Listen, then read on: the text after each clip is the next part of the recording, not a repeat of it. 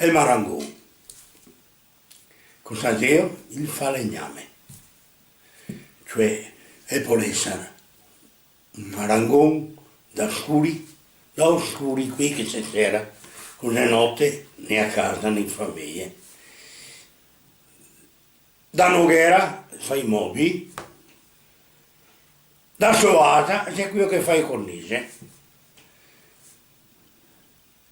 Marangon da cantiere, e c'è quello che fa impalcature, e c'è quello che fa arcati, e c'è quello che fa i colonnei. Direi cosa c'è il suo colonneo? C'è un travo che mette sui coperti, e c'è quello che comanda, e c'è fatto un travo orizzontale, due travi traversali e uno in mezzo, con spazio uno dall'altro, e c'è quello che permette la dilatazione del coperto. E quello si chiama colonneo. E il marangon, naturalmente, da Torre d'Avar, che faceva calmater una volta, perché non vedere le lavatrici fiori all'epoca mia. Mi ricordo un personaggio grandioso che esisteva in lista vecchia di Bari, a Rente casa mia, e si chiamava Enrica, e c'era un tocco di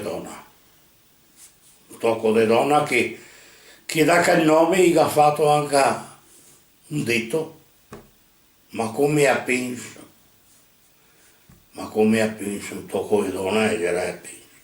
Tanto voleva dire, ma come a penso, cioè quando che mi ricordo, invece tanto credeva che parlasse di a penso che c'era sta qua che dico me, che si chiamava Enrica, e a mamma di tutti i fiori che sono nati a 7-8 quanti, adesso non mi ricordo più, tanti, fra i quali anche della mia età, e che adesso ci incontriamo capà a strada.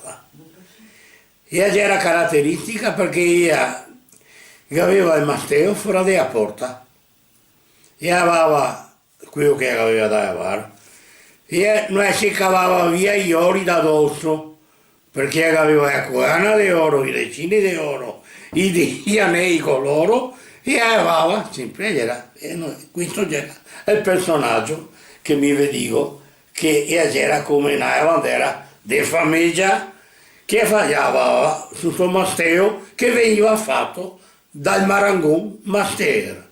Ecco, questi qua erano i marangoni.